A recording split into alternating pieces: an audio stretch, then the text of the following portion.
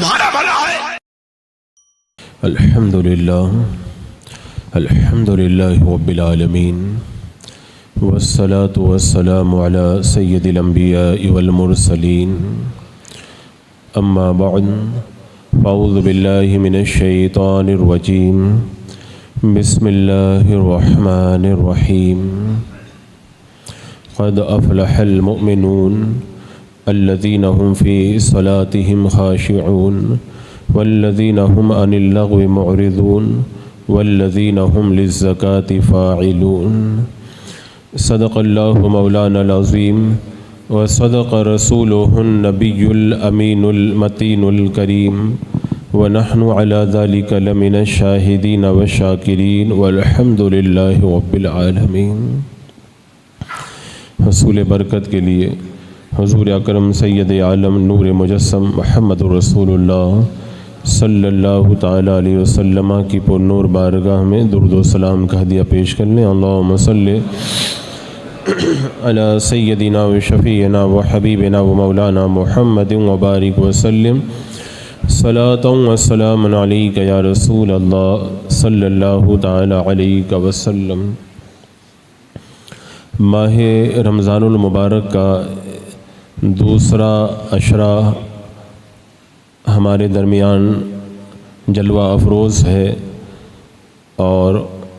इस इलाक़े के मुसलमान उमूमन इस अशरे से अपने मालों की ज़कात निकालने का आगाज़ करते हैं। ज़कात के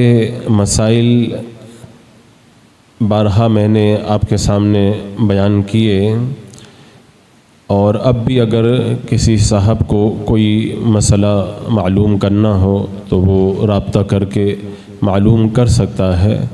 आज की इस महफ़िल में मैं सिर्फ ज़कात देने वालों से कुछ बातें कहना चाहूँगा जिनका ख़याल रखना ज़रूरी है ताकि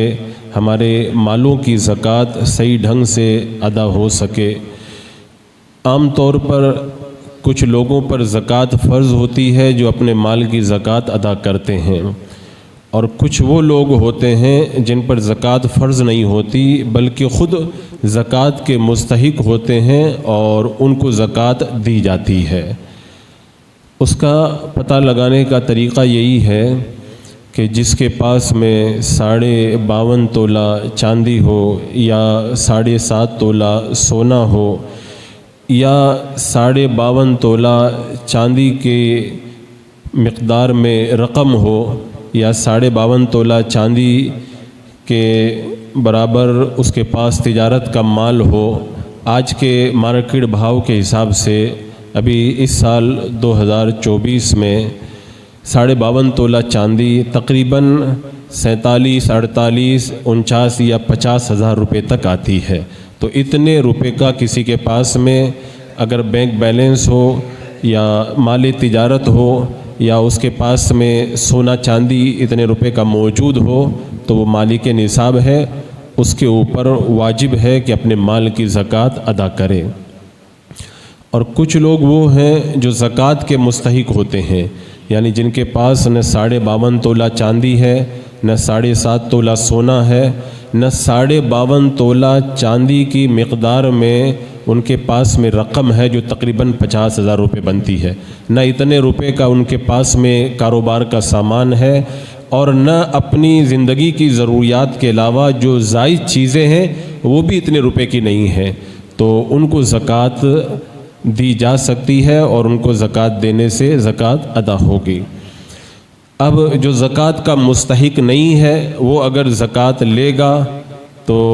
लेने वाला गुनहगार है और जो जानबूझ के उनको देगा तो देने वाला भी गुनहगार है और उसकी ज़कात अदा नहीं होगी। और जिस पर ज़कात फ़र्ज़ है वो अपने माल की ज़कात शरीयत के अहकाम के मुताबिक अदा करे। अब यहाँ पर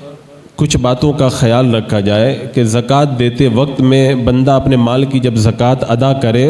तो अगर इन बातों का ख़याल रखे तो अजर व सवाब के अंदर कई गुना वो इजाफ़ा हासिल कर सकता है। पहली बात तो यह है कि ज़कात अदा की जाए तो खुश दिली से अदा की जाए। زکوٰۃ دی جائے تو دل خوش کر کے دی جائے۔ خود میرے آقا صلی اللہ تعالیٰ علیہ وسلم کا یہ طریقہ تھا۔ حضرت عبداللہ ابن عباس رضی اللہ تعالیٰ عنہ بیان کرتے ہیں کہ اللہ کے رسول صلی اللہ تعالیٰ علیہ وسلم ویسے بھی بہت بڑے سخی تھے،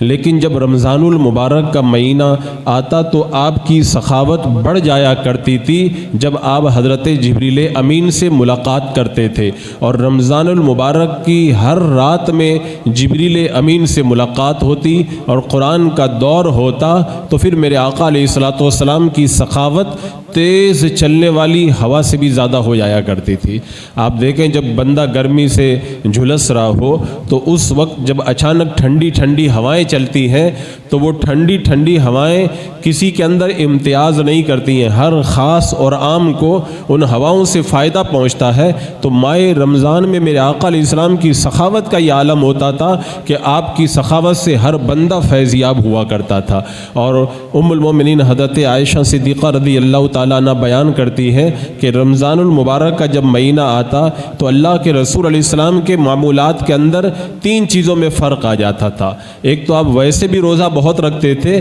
لیکن ماہ رمضان المبارک کے اندر پورا مہینہ روزہ رکھتے تھے۔ یہ آپ کا جو ہے وہ پہلا فرق اس مہینے کے اندر پیش آیا کرتا تھا۔ اور اس کے بعد میں دوسری چیز، آپ ویسے بھی قرآن کی بہت تلاوت کرتے، لیکن جب رمضان المبارک کا مہینہ آتا تو اور بھی زیادہ قرآن کی تلاوت فرماتے۔ اور تیسری چیز، آپ ویسے بھی بہت سخاوت کرتے تھے، لیکن جب رمضان المبارک کا مہینہ آتا تو آپ کی سخاوت میں اور اضافہ ہو جایا کرتا تھا۔ تو زکوٰۃ دیتے وقت میں یا صدقہ و خیرات کرتے وقت میں اس بات کا خیال رکھیں کہ آپ جو بھی صدقہ و خیرات کریں یا زکوٰۃ دیں تو خوش دلی کے ساتھ میں دیں، دل چھوٹا کر کے نہ دیں۔ یہ دوسری بات ہے، اس کا بھی خیال رکھیں کہ دیتے وقت میں دل چھوٹا نہیں ہونا چاہیے۔ کچھ لوگ دل چھوٹا کر لیتے ہیں اور سوچنے لگ جاتے ہیں کہ میں اتنا دوں اتنا دوں، یہ ہوگا وہ ہوگا، پتہ نہیں کیسے کیسے وسوسے ان کے دماغ کے اندر آیا کرتے ہیں۔ حالانکہ زکوٰۃ دیتے وقت میں بندے کو دل بڑا رکھنا چاہیے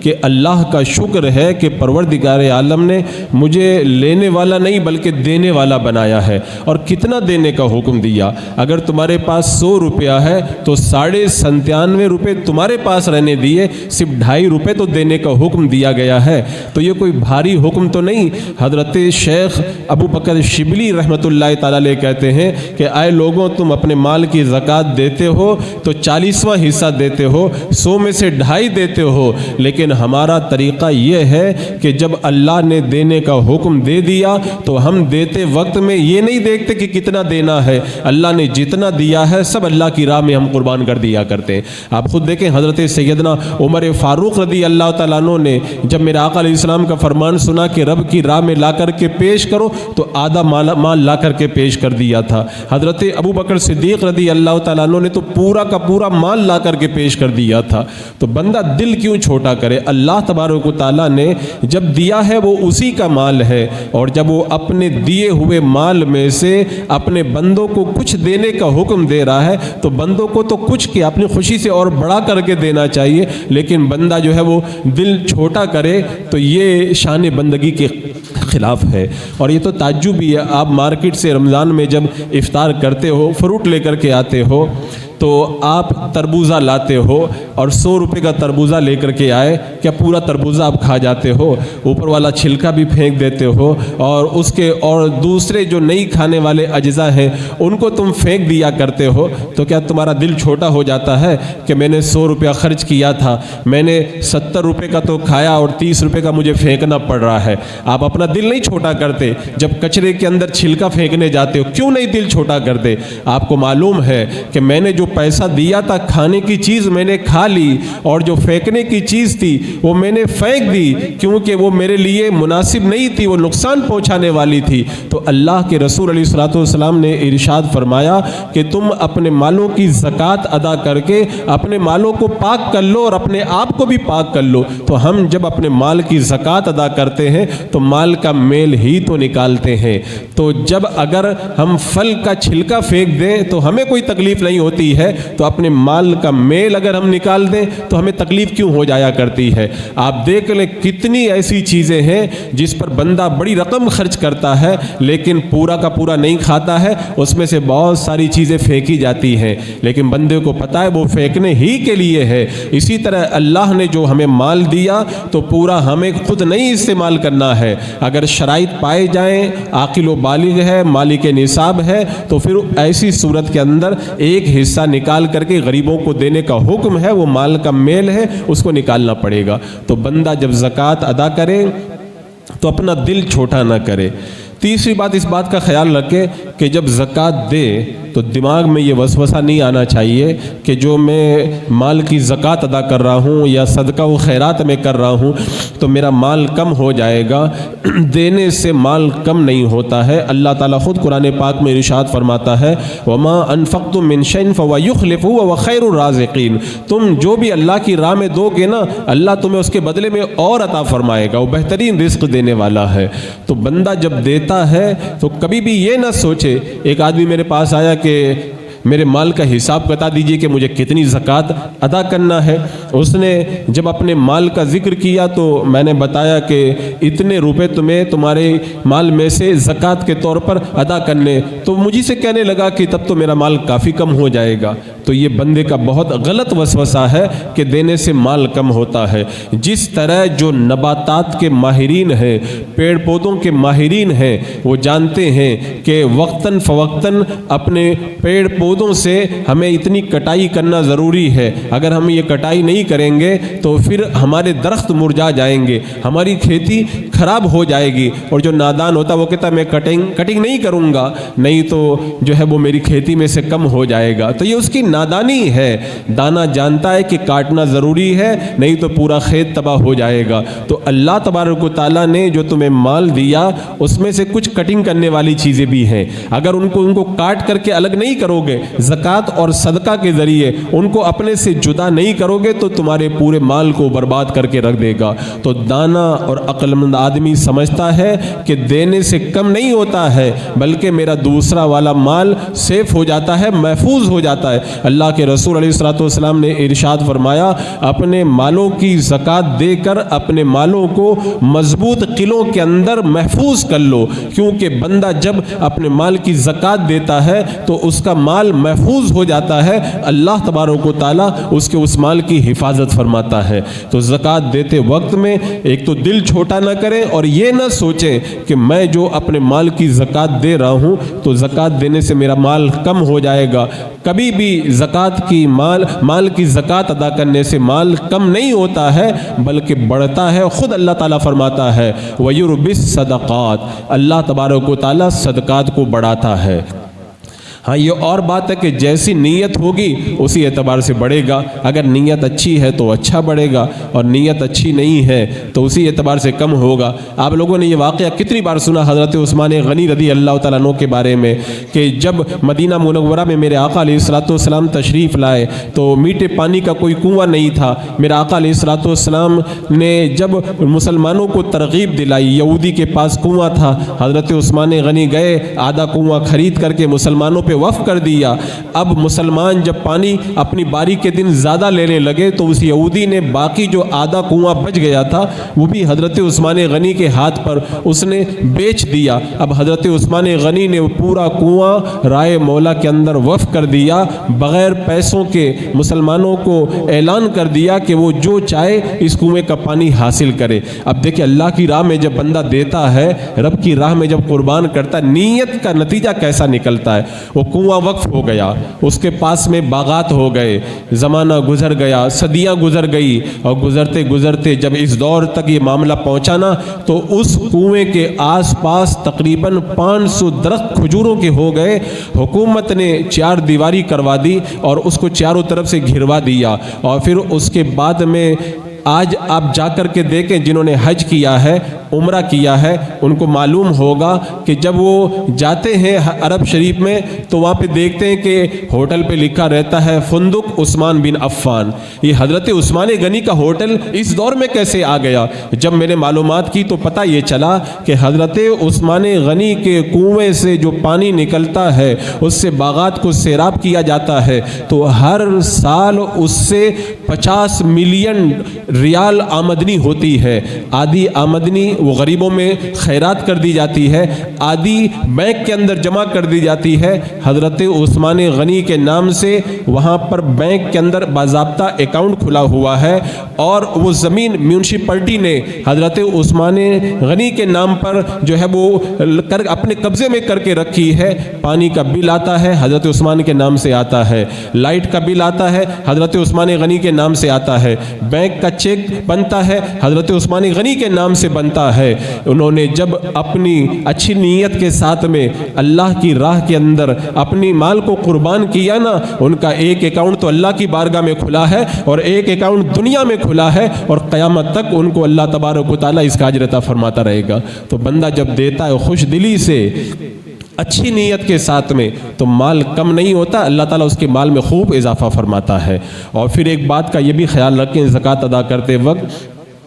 لوگ سب کو بانٹتے پھرتے ہیں لیکن اپنے قریبی رشتہ داروں کا خیال نہیں رکھتے۔ اپنے قریبی رشتہ داروں کو بھول کر کے دوسرے کو بانٹنا یہ دانش مندی نہیں۔ اللہ کے رسول علیہ الصلوۃ والسلام نے ارشاد فرمایا کہ دوسرے غریبوں کو دینا اس میں ایک صدقے کا ثواب ہے، اور اپنے قریبی رشتہ داروں کو دینے کے اندر ڈبل ثواب ہے، ایک صدقے کا ثواب اور دوسرا صلہ رحمی کرنے کا ثواب۔ یعنی اگر نفلی صدقہ ہے تب تو آپ کسی کو بھی دے سکتے، لیکن زکوٰۃ اور فطرہ دے رہے ہیں تو جن رشتہ داروں کو زکوٰۃ اور فطرہ دینا جائز ہے اگر وہ مستحق ہیں تو دوسروں کو دینے سے پہلے اپنے قریبی رشتہ داروں کو دیں۔ مثال کے طور پر زکوٰۃ اور فطرہ ماں باپ کو نہیں دے سکتے، دادا دادی کو نہیں دے سکتے، نانا نانی کو نہیں دے سکتے، بیٹا بیٹی کو نہیں دے سکتے، پوتا پوتی کو نہیں دے سکتے، نواسا نواسی کو نہیں دے سکتے، تو ان کے علاوہ جو باقی رشتہ دار ہیں ان کو اب اپنی زکوٰۃ کا مال دیں اگر وہ زکوٰۃ کے مستحق ہوں۔ جیسے بہن اگر مستحق ہو تو اس کو دے سکتے ہیں، بھائی کو دے سکتے ہیں، چچا کو دے سکتے ہیں، ماموں کو دے سکتے ہیں، ساس کو دے سکتے ہیں، سسر کو دے سکتے ہیں، بہو کو دے سکتے ہیں، داماد کو دے سکتے ہیں، خالہ کو دے سکتے ہیں۔ تو اس طرح کے جو قریبی رشتہ دار ہیں زکوٰۃ کے مستحق ہیں، اگر آپ کے پاس میں زکوٰۃ کا مال ہے تو ان مستحقین کو دیں، اس کے اندر آپ کو ڈبل ثواب ملے گا۔ اور قریبی رشتہ داروں کے اندر ایک بات میں اور بتاؤں، ہم جب زکوٰۃ ادا کرتے ہیں تو ہم دیکھتے ہیں کہ کون مانگ رہا اس کو دیا جائے، لیکن بہت سارے ہمارے معاشرے کے اندر سفید پوش بھی ہوتے ہیں جو اپنی غریبی کو چھپا کر کے رکھتے ہیں۔ یہ ہماری ذمہ داری ہے، ان غریبوں کو ہم تلاش کریں، ان غریبوں تک بھی زکوٰۃ ہم پہنچائیں۔ کوئی ضروری نہیں کوئی ہمارے سامنے آ کر کے ہاتھ پھیلائے تو اس کو ہم زکوٰۃ دیں۔ اگر کوئی ہمارے سامنے ہاتھ نہیں پھیلاتا لیکن وہ مستحق ہے، اپنے طور پر ہم دیکھیں اس مستحق کو بھی ہم زکوٰۃ پہنچائیں۔ ایک اسکول کے اندر ایک لڑکی نے بتایا کہ وہ ایک لڑکی روزانہ پڑھنے آتی تھی، ہم سہیلیاں جو ہے انٹرویل میں بیٹھ کر کے کھانا اکٹھا کر کے کھاتی تھی، وہ غریب بچی کچھ بھی نہیں لاتی تھی، ہم اس کو ایسے ہی اپنے ساتھ میں کھانے کے لیے بٹھا لیا کرتے، ہمارے ساتھ کھاتی تھی، وقت گزرتا گیا، پڑھائی آگے بڑھتی رہی، کئی سالوں کے بعد میں جب ہم لوگ اخیر میں پہنچے تو وہ لڑکی ساتھ میں اچھا کھانا بھی لانے لگی، اچھے کپڑے بھی پہن کر کے آنے لگی۔ تو ہم سوچے کہ جو باپ کا انتقال ہو گیا اس کو لگتا ہے وراثت میں کچھ مال مل گیا ہے، یہ باپ کے انتقال کے بعد اچانک چینجنگ کیسے آ گئی؟ تو کہتے میں نے اس لڑکی سے ایک دن غریب لڑکی سے تنہائی میں پوچھا، تم پہلے کھانا نہیں لاتی تھی اب کھانا بھی لاتی ہو اور اچھا کپڑا بھی پہنتی ہو؟ تو اس لڑکی نے بتایا میں غریب لڑکی ہوں، ہمارے گھر میں کھانے کے لیے نہیں ہوتا تھا، رات میں ہم لوگ بھوکے سو جایا کرتے تھے، میں صبح کا انتظار کرتی تھی کہ کب اسکول جاؤں اور تمہارے ساتھ میں بیٹھ کر کے میں کھاؤں۔ میرے دن ایسے ہی گزرتے رہے، میرے باپ کو ساری زندگی کبھی پیٹ بھر کے کھانا نصیب نہیں ہوا، لیکن جب میرے باپ کا انتقال ہوا ہم یتیم ہو گئے نا تو ہمارے رشتہ دار ہم کو پیسہ لا کے دینے لگے کہ یتیم ہو گئے ہیں، اور پھر بچی یہ کہہ کر کے رو پڑی میرا باپ پوری پوری زندگی پیٹ بھر کے کھانا نہ کھا سکا، تو کیا ہم لوگوں کا انتظار کرتے رہیں کہ جب ان کا باپ دنیا سے چلا جائے، وہ جب یتیم بن جائے تب جا کر کے ہم انہیں دیں؟ نہیں، ہماری ذمہ داری بنتی ہے ہم ان کی زندگی میں ایسے لوگوں کو تلاش کریں جو اپنی عزت کو بچا کر کے رکھتے ہیں اور اپنی غربت کے باوجود بھی لوگوں کے سامنے ہاتھ نہیں پھیلاتے۔ میرے آقا علیہ الصلوۃ والسلام نے ارشاد فرمایا، روزانہ 2 فرشتے آسمان سے اترتے ہیں، ایک کہتا ہے اللہ جو تیری راہ میں دے اس کے مال میں خوب اضافہ فرما، اور دوسرا کہتا ہے اللہ جو تیری راہ میں خیرات و صدقہ نہ کرے اللہ اس کے مال کو تباہ و برباد کر دے۔ تو اللہ نے جب ہمیں دیا ہے تو ہماری یہ ذمہ داری بنتی ہے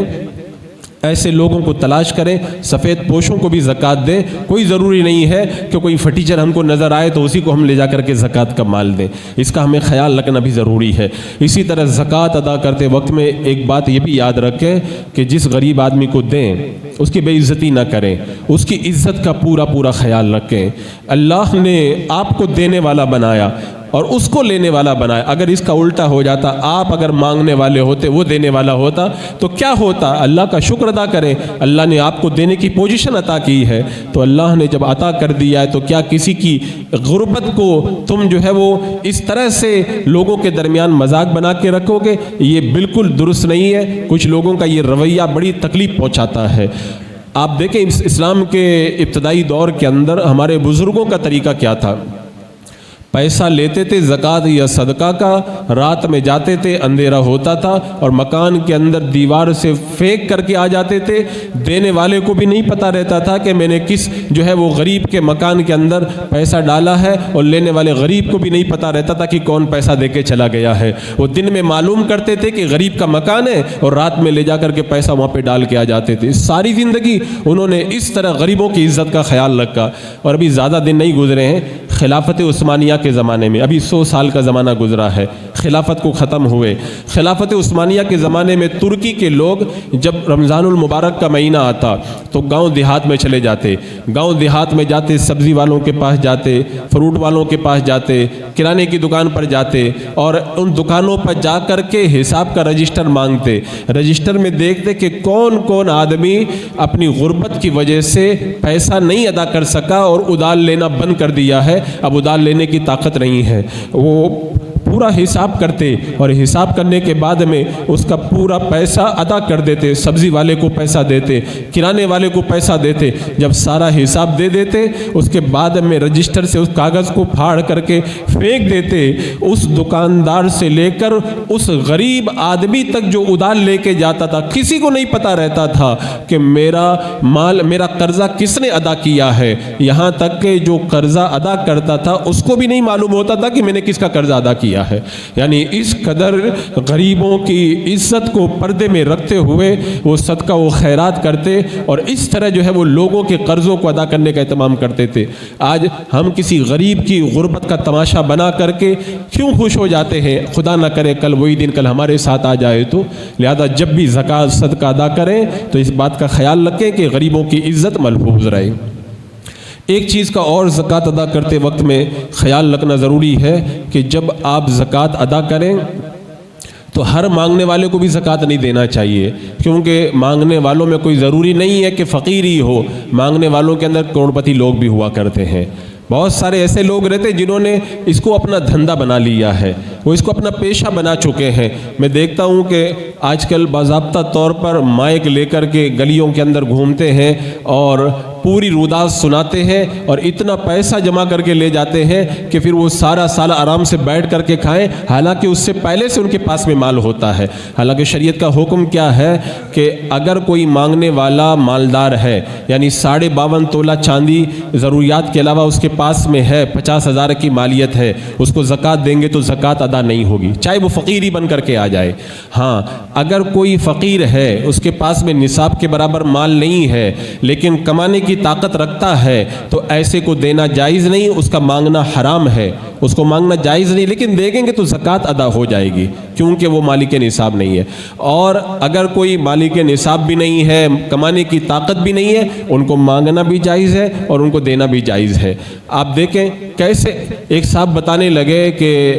رمضان المبارک کا مہینہ آتا ہے، بار بار کوئی آ کے دروازہ کھٹکھٹاتا ہے، کھولو تو مانگنے والا کوئی کھڑا رہتا ہے، کوئی مانگنے والی عورت کھڑی رہتی ہے۔ تو بولے ایک دن میں نے ٹرائی کرنے کے لیے مانگنے والے سے کہا کہ ایسا کریں، آپ مانگیں نہیں، میری دکان پہ چلیں، آپ تھوڑی دیر میرا کام کریں، میں آپ کو 200 روپیہ دے دوں گا۔ تو وہ کہنے لگا کہ میں کام کرنے والا لگتا ہوں آپ کو؟ یعنی کام کرنا ان کے لیے بے عزتی ہے اور مانگ کے کھانا ان کے لیے بڑی عزت کی بات ہے۔ آپ کہتے میں نے ایک دن اور ٹرائی کر کے دیکھا، ایک میں نے فقیر کو کہہ دیا تم میرے یہاں تھوڑی دیر کام کرو، 500 روپیہ دوں گا۔ بولے نہیں میں کام نہیں کر پاؤں گا۔ تب ایسے لوگوں کو آپ زکوٰۃ دیں گے تو ان کی حوصلہ افزائی ہوگی اور وہ کمانا کھانا چھوڑ دیں گے اور اسی کو پیشہ بنائیں گے۔ ایک صاحب بتانے لگے کہ میری فینسی کپڑوں کی دکان ہے، میری دکان پر شام میں وہ عورتیں آتی ہیں جو صبح میں گھروں میں مانگنے جاتی ہیں اور شام میں فینسی کپڑوں کی تھیلی بھر کے اپنے گھر پہ لے کے جاتی ہیں۔ تو ایسے مانگنے والوں کو دے کر کے ہم کون سا فائدہ والا کام کریں گے؟ اور میں تو کتنی بار اس سے پہلے بھی کہہ چکا ہوں، یہ جو گلیوں میں مائک لے کے گھومتے ہیں، ہماری ذمہ داری بنتی ہے ان کو منع کریں، گلی میں اس کو نہ آنے دیں ان کو، اس لیے کہ زیادہ تر ان میں سے وہ لوگ ہوتے ہیں کہتے ہیں کہ ہمارا مدرسہ چل رہا ہے، وہاں پہ 100 بچے پڑھ رہے ہیں، آپ ان کے ساتھ میں جا کر کے دیکھیں، آپ کو روئے زمین پر کوئی مدرسہ نظر نہیں آئے گا ان کا۔ یہ بات میں عمومی طور پر کہہ رہا ہوں، ورنہ ہزاروں میں کوئی اکا دکا صحیح نکل جائے اس علاقے میں تو ایک الگ بات ہے، ورنہ عام طور پر جو گلیوں میں اس طرح ٹولہ بنا کر کے مانگتے ہیں اور گھومتے ہیں ان کو ہرگز نہیں دینا چاہیے۔ ہاں جس پر دل جم جائے، واقعی کوئی مستحق نظر آئے تو پھر ایسے کو دینا یہ ہماری ذمہ داری بنتی ہے۔ اس کا یہ مطلب نہیں کہ میں نے کہہ دیا تو کوئی بھی مانگنے والے کو نہ دیا جائے، یہ ہماری ذمہ داری، ہم تحقیق کریں اور جو اس کا مستحق ہمیں نظر آئے ان کو ہم وہ مال ادا کریں۔ اور میں کہتا ہوں کہ بندہ جب دے نہ مال ادا کرے، دل کے اندر جذبہ ہو نا، تو پھر اللہ تبارک و تعالیٰ اسے کتنا اجر عطا کرتا۔ کوئی ضروری نہیں ہے کہ مالدار آدمی صدقہ کرے، اگر دل میں جذبہ ہو نا تو غریب آدمی بھی صدقہ کر سکتا ہے۔ وہ بس کے اندر ایک عورت سوار تھی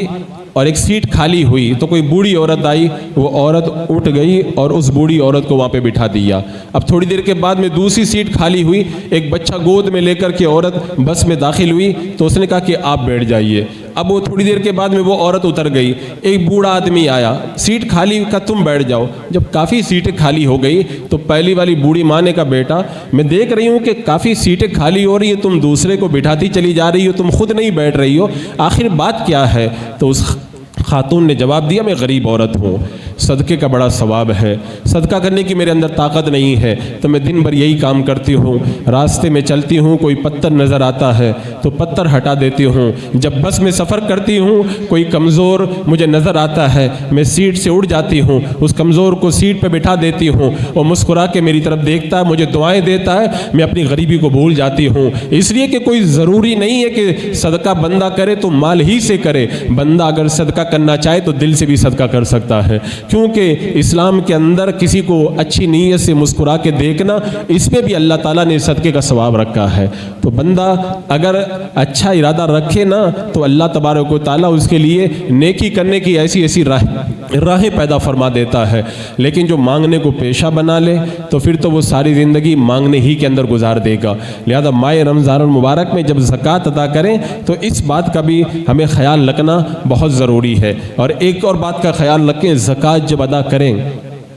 اپنی نیت آپ اچھی رکھیں، اگر نیت اچھی ہوگی تو اس کی برکت بھی ویسے ہی ملے گی۔ ایسا نہیں کہ میں نام و نمود کے لیے زکوٰۃ ادا کروں، ہاں یہ مسئلہ ہے کہ زکوٰۃ جو فرض ہے وہ آپ ادا کریں تو لوگوں کو دکھا کے ادا کریں، لیکن جو صدقہ ہے جو نفلی صدقہ ہے اس کو چھپا کر کے دیں، کیونکہ زکوٰۃ کو آپ اگر دکھا کر کے دیں گے تو دوسرے لوگوں کو بھی دینے کی رغبت پیدا ہوگی، لیکن دل کے اندر نیت اچھی ہونی چاہیے۔